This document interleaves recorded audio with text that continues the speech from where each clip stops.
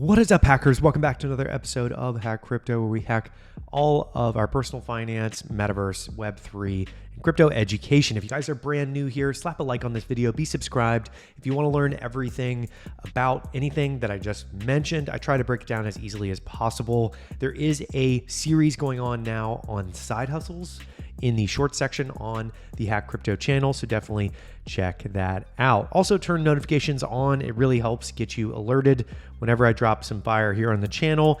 And without further ado, let's dive into my review of the top non-custodial wallets. In the last 5 or 6 years, I've made dozens of these types of videos, and they are probably the most watched on the channel. Consistently, I'm always seeing comments come through. I get notifications about comments on the channel, and people are always asking questions on those previous videos.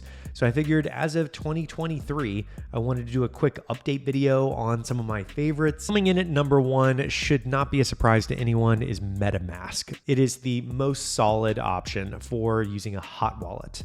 There are plenty of videos on this channel where I go over hot wallet versus cold wallet. Basically, cold wallet being a savings account and your checking account being hot wallet, and you move money into your cold storage, your cold wallet, and you don't touch it. That just stays offline securely, and your hot wallet is what you play around with on these new technologies. So Metamask is the gold standard for that. Whether it's Uniswap or different staking protocols, adding liquidity, things like that, you can do it easily with Metamask. I highly recommend, if you are new to the space, definitely check out Metamask. And if you're brand new to crypto in general, self-custodying means that you hold the private keys. Your public key is your wallet address. You send that out there, people can send funds, you can collect as a business, getting paid in crypto and stable coins and so on. But ultimately, that private key you can use to unlock those funds from different wallets and everything. So do not lose that. Put that separate in a safe somewhere. Just keep it quietly separate, and people don't need to know where that is. Do it on paper. Just do old school and everything. That's like your brick of gold. So just hold on to that. Now, the next one is Exodus. I love Exodus. I actually have an interview on this channel where I got flown out to LA once upon a time and met up with like Crypto Stash and Windio and everybody. And the CEO of Exodus was there. I met up with the team, had drinks with them the night before, and just had so much fun with the Exodus team because I love what they've built. They are a great example of a design-first company, and I've been using their wallet for 7 years or so, 6 or 7 years now. I just love it. It's always been my go-to on desktop. Their desktop application is awesome. Their mobile application is sick. And overall, I believe it is way, way better of a design than MetaMask, but you get to interact with way more applications with MetaMask. I see Exodus as mainly just a cold wallet on your laptop and just your ability to move funds off of something like MetaMask onto your laptop, store it there, or you can move it into a cold storage because they sync with, Ledger and things like that. And there's tons of tokens that are able to be added on there. The difference between MetaMask and Exodus is MetaMask, you can actually add any token smart contract on there, like any one. But Exodus curates the ones that you can add, and I really like that they do that for beginners to make it really easy. MetaMask is a truly decentralized operation where you have the ability to add even bad things to your wallet on accident. And this is, both produced a ton of amazing responsibility on users, but also a lot of problems for them, I'm sure, because they have support that probably gets blown up with people losing their funds and things like that.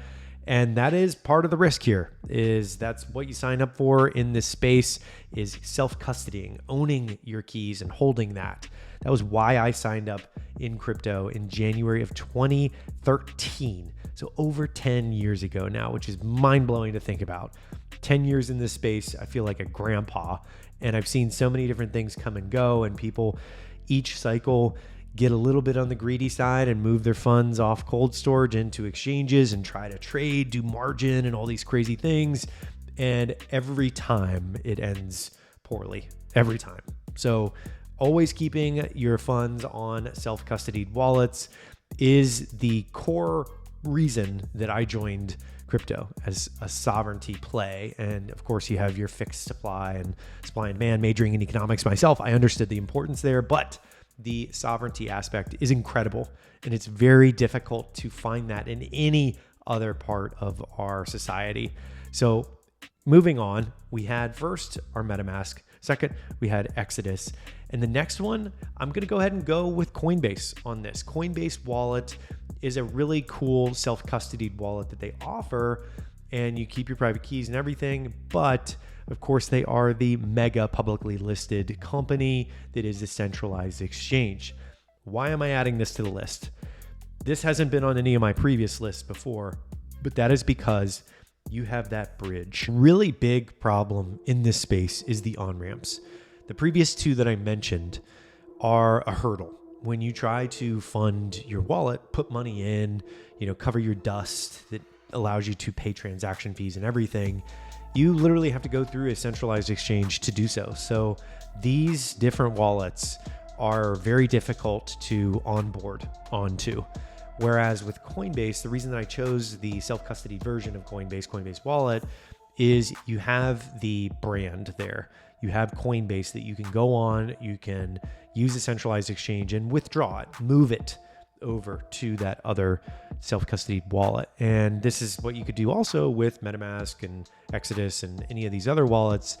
But that bridge is a vote of confidence, because I know that Coinbase is going to be there. They're going to reply, and not saying that Metamask or Exodus wouldn't, but I am also very, very trusting of a publicly traded US regulated company. And I think that that bridge there between those two, they knew what they were doing when they created the self-custody option. And they know that true crypto deep believers are more comfortable doing something like that because they know that that bridge is going to be open. And for beginners that may want the matching brands there, where they say, oh, okay, I've learned how to actually do this whole private key storage and have really proper abilities to move my money around and fully own it, I'm going to move it off to a cold wallet. And I'm going to do that through Coinbase because I trust the brand. I used my credit card to buy it originally, and it just goes together a lot smoother. Next up, we have Trust Wallet. Now, Trust Wallet is fun because you have the ability to use NFTs, and I think that that's something that Exodus really needs to work on. So whenever I tell people if they're getting into NFTs and they want to do self-custody, you can get the Trust Wallet. You can get involved there. You can see them on there. You can play around with it and everything. Their mobile app is really great. I really like how that works. And mobile applications are really good, but I always recommend people use their laptops. I recommend desktops 100% of the time when you're doing anything with that, because people that do financial services on their mobile devices often have phishing incidents happen, at least from what I've seen. The amount of stories I've heard, my accidents that I've had happen where I've gotten phished in the past and things like that, SIM swapped. And there's just a lot of stuff that can happen when you're on your mobile device. So I always recommend first and foremost to use your laptop or desktop or whatever when you're doing this, but the option is there. So anything you have on your phone, make sure that that is, a low amount and you're keeping everything else offline. Next up, we have Phantom Wallet. Now, one of the most important parts to MetaMask and some of these other wallets is the ability to be multi-chain. Going between these different blockchains is what interoperability is all about and what we're all trying to work towards, because you want to be able to fluidly move across all these different types of protocols and not have to deal with just the chaotic back end. So what Phantom's done really well is recently, I believe it was today, dropped an announcement about interoperating between Solana and Ethereum and I believe Polygon. So they've done a great job of integrating different blockchains, just like MetaMask and some of these other wallets that are really trying to pioneer that space. It's really easy to flip between them. And I like the idea that you're absorbing all those networks of communities onto your wallet at that point. So really cool wallet. They're focused on NFTs and gaming. And I like that people try to niche down with wallets. So they go after a certain group of individuals and different entities and things like that. So definitely check that one out as well. Last one is Shapeshift. Now, Shapeshift actually started as a centralized exchange, And then they shifted away from that into a fully decentralized wallet. I think it's a really cool concept. They dropped a token to help people get incentivized to move into this kind of DAO-run decentralized option. And I haven't really included that too much on the channel in the past. I've really enjoyed messing around with Shapeshift over the years, and they've done a good job of allowing it to be fully community run. They dissolved, I want to say 2 years ago, as the central authority, and now it's just a community run project. And it is a really beautiful way of doing that. I think that they kind of led the way with the DAO movement very much in the early days, because they were one of the biggest brands to actually shift in that direction.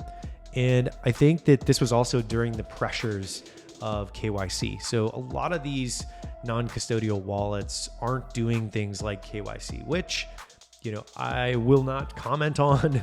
I do think that there is importance to KYC, and I do think that there's a lot of importance when regulation is involved, and we all want to have regulation in the United States.